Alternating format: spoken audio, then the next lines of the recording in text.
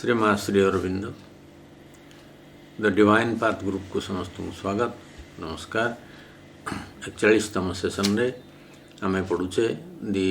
Eternal and the individual life divine book 2 part 1 chapter 3 page 380 तार मुखमंत्र गोटे श्लोक आमे आलोचना करथिले। पूषण एकर्षे यम सूर्य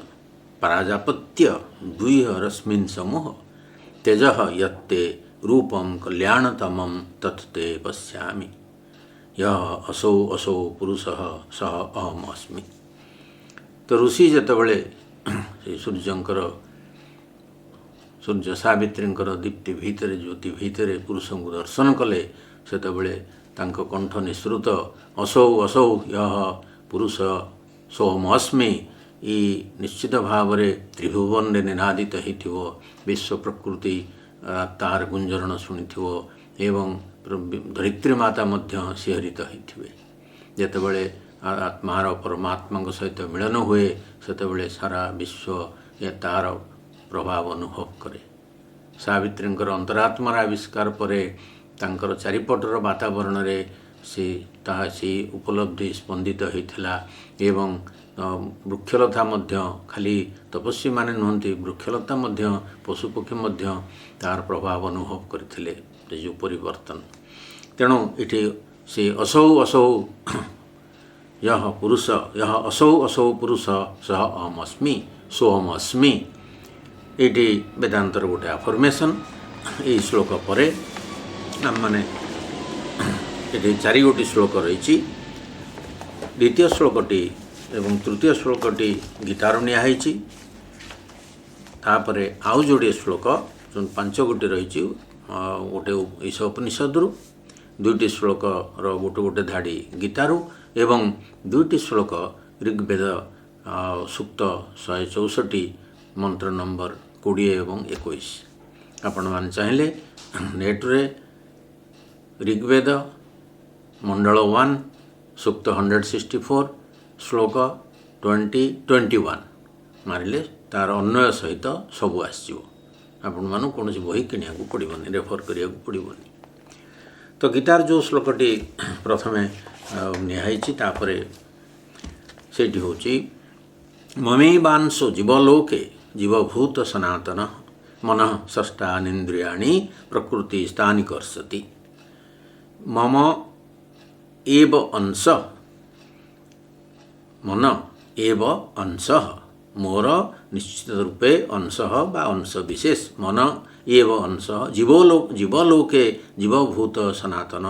जीवलोके जीव मानकर यही जगत रे जीवभूत अर्थ जीवगण सनातन अर्थ से सनातन तापर मन षष्ठ इंद्रियाणी ई धाड़ी नियाहिनी मन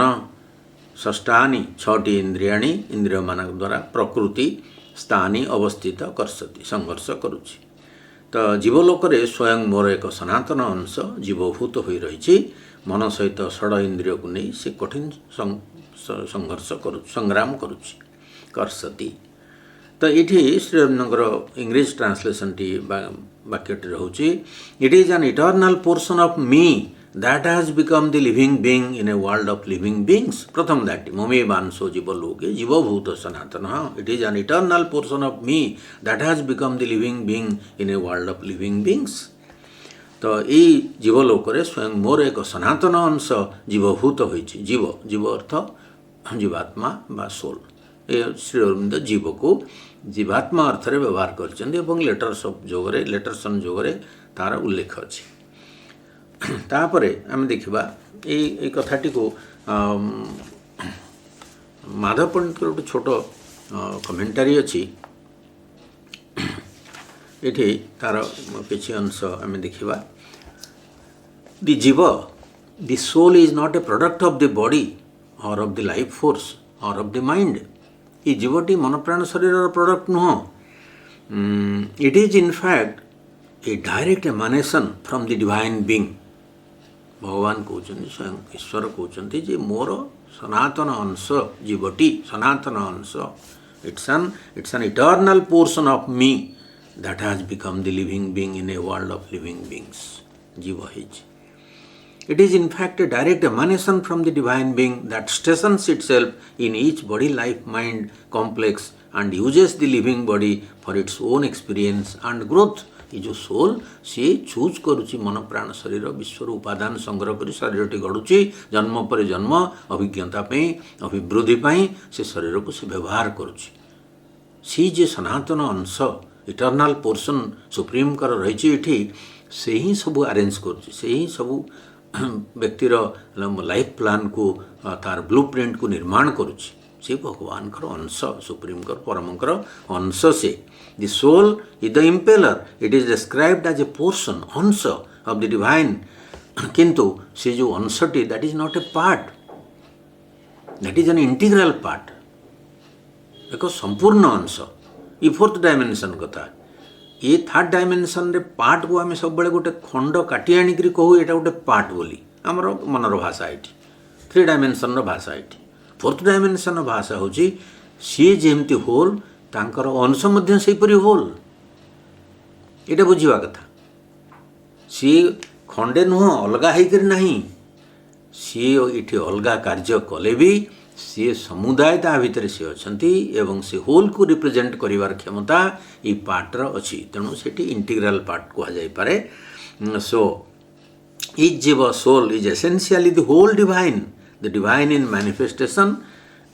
इज दिस इनड्वेलर से हूँ इनड्वेलर आम भितर से बास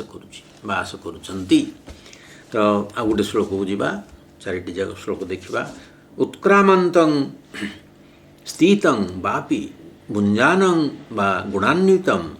विमूढ़ा नानुपश्यन्ति पश्यन्ति ज्ञान चक्षुषः ये उत्क्रामंत मंतं स्थितं वापि भुंजानं गुणान्वितं ये उत्क्रामंतं स्थितं गोटे जिनस स्थितं गोटे जिनस बा अपि भुंजानं बा गुणान्वितं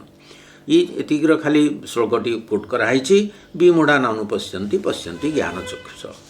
उत्क्रामंत हूँ शरीर त्याग करी स्थितं शरीर रही बा अपि बा अथवा भुंजानं किंबा उपभोग करी बा गुणान्वितं प्रकृतिर गुणर अधीन होई से सब ये भोग करुच्ची श्रीरविंद कहते translation the I of knowledge seize पश्यन्ति ज्ञान चक्षुष आई of knowledge sees the Lord abiding in the body and enjoying and going from it, assuming the qualities इत्यादि कथा केवल ईश्वर ही गुणर अधीन होई देह मध्य अवस्थित अच्छन्ति अबाइडिंग आउ स्थितं अबाइडिंग देह मध्य पुणी कौन Lord abiding in the body and enjoying सब किछि भोग करुचंती एवं शरीर उत्क्रांत हो चली जाउछन्ति जो मानकर ज्ञान चक्षु अच्छी से अवश्य ताहा देखिपारती विमूढ़ा नानुपश्यन्ति अर्थात मूढ़ मैंने देखिपारती ना सी आ भितर प्रवेश करुँचे ये रोचंती गुणर अधीन हो कार्य करुँच उत्क्रांत हो चली जाउछन्ति से जे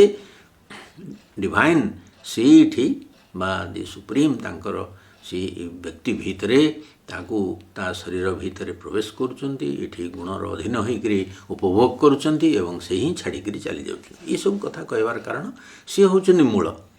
ये जो ये आम व्यक्ति लीला सब देखुचे तार पश्चात सी रही तेणु आध्यात्मिक पथर यात्री प्रथमे अनुभव करिवो जे एकमा वा अद्वितीयम थिले से ये सबू से बहु होती एवं समस्त भितर से रही समस्त धारण कर रही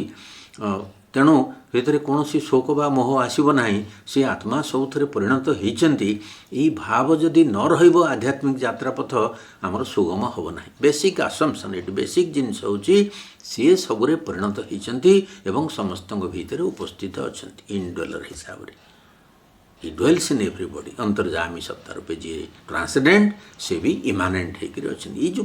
बेसिक असम्पशन स्पिरिचुआलिटीर ये आरी सहित आगे बढ़िया पड़ो तापर आम देखा द्वासुपर्णा अति फेमस श्लोकटे श्वेताश्वेतर उपनिषद अच्छी, मुंडक उपनिषद अच्छी, ऋग्वेदर मंडल 1 सूक्त 164 श्लोक 20 नंबर ये द्वा सुपर्णा सयुज सखाया समानं वृक्षं परिशस्व जाते तयोरन्य पिप्पलम स्वादवत्ती अनस्नन अन्यो अभिचाकसिति। ये आम बहुत थर आलोचना करें। अन्वय है सयुजा सखाया द्वा सुपर्णा समानं वृक्षं परिशस्व जाते तयोः अन्य स्वादु पिफलम अति द्वितीयत अन्य अनस्नन अभिचाकसिति। तो सयुजा क्लोजली रिलेटेड, सखाया वेरी मच अलाइक, कॉमरेड्स ये दुईटी पक्षी, द्वा सुपर्णा दुईटी सुंदर पक्षजुक परयुक्त पक्षी, समानं वृक्षम कॉमन ट्री गोटे गछरे, परिशस्व जाते क्लिंग टू बसचंती,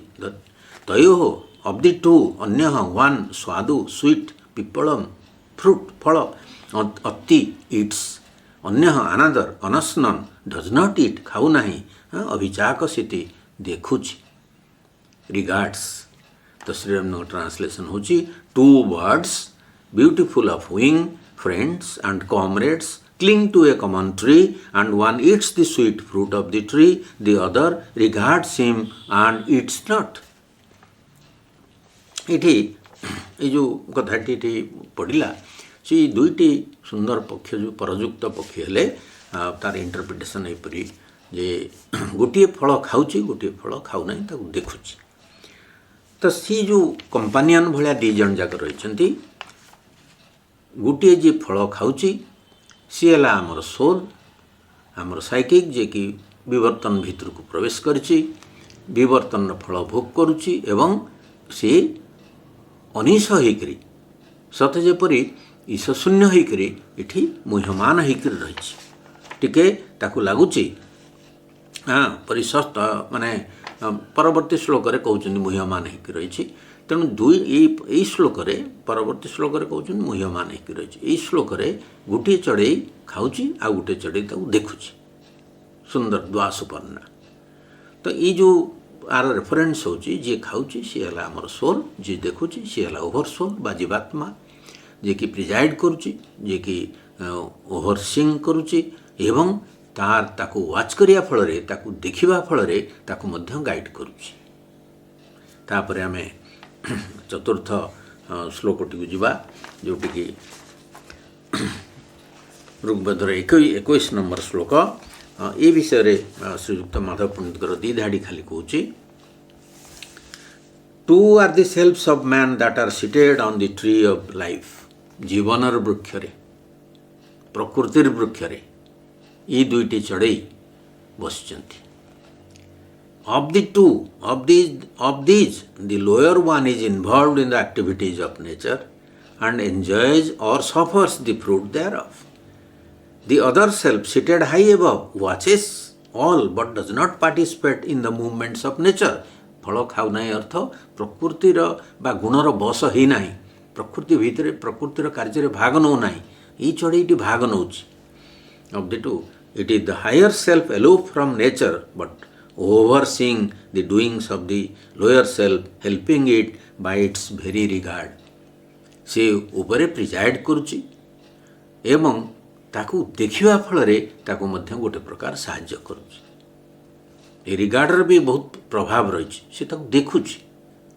परवर्ती श्लोक रे तार मोह दूर होईची, से ताकू जानि पारिची, से सोल आउ जीवात्मार मिलन है कथा कहबे। तापरे हम देखिबा यत्र सुपर्णा अमृतस्य भाग अनिमेषं विदधाभि स्वरन्ति ईनो विश्वस्य भुवनस्य गोपाः स मा धीरः भागमत्रा विवेश। द्वा सुपर्णा अमृतस्य भागम अन्वय करदेले यत्र सुपर्णा अमृतस्य भागम अनिमेषं विपथाभि स्वरन्ति याको अन्वय करदेले द्वा सुपर्णा अमृतस्य भागम अनिमेषं विदता अति स्वरन्ति इनः इनो विश्वस्य भुवनस्य गोपा स मा धीरः पाकम् अत्र विवेश। इनः विश्वस्य भुवनस्य गोपाः स मा धीरः पाकम् अत्र आविवेश। मात्रा विवेश आविवेश तार अर्थ होची यत्र where Suparna beautiful birds earth beautiful souls आम बर्ड सोल अर्थ श्रीअरविंद नहीं अनुवाद देखा से अमृतस्य of nectar इमोर्टालिटी Bhagam portion अनिमेषम अनिमेषम sleepless विदथा विदथा knowledge विदथा अभिस्वरन्ति they announce इनः source of power इनः विश्वस्य of the entire world भुवनस्य of the creative beings गोपाः guardian गोपाः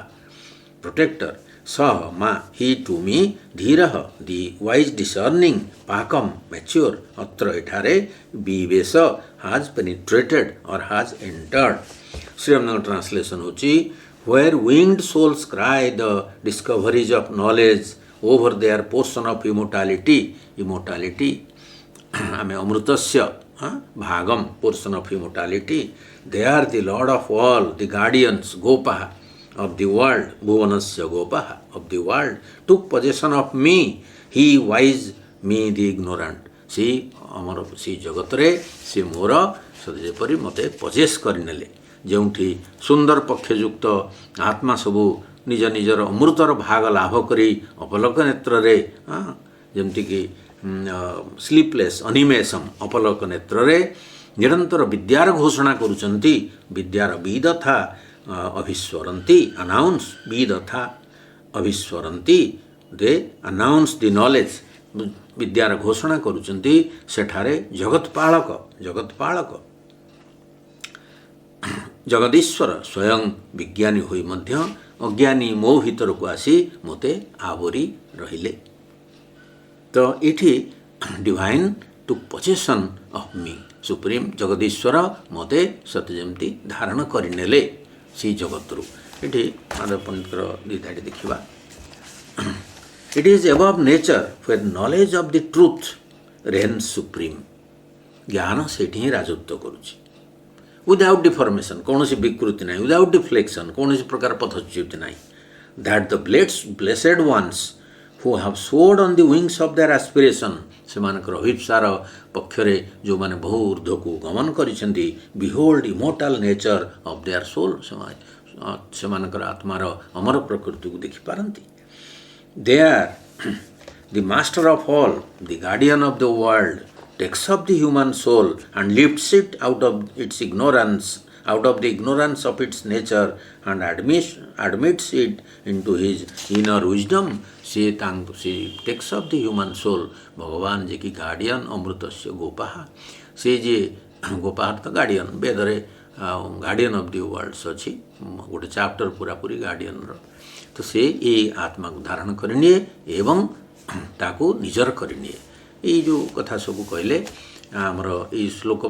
5टी जी आलोचना है ये गोटे बैकग्राउंड पेपर हम इटर्नाल एंड द इंडिविजुअल आम व्यक्ति हिसाब से इटर्नाल को अधिक अधिक किपर बुझीपर सहित संबंध निरूपित हम सहित किपर अधिक अधिक संपर्क को स्थायी भाव में बजाय रखा ये चैप्टर पढ़िया भितर आम से चेष्टाटी करवा सो समस्त धन्यवाद नमस्कार।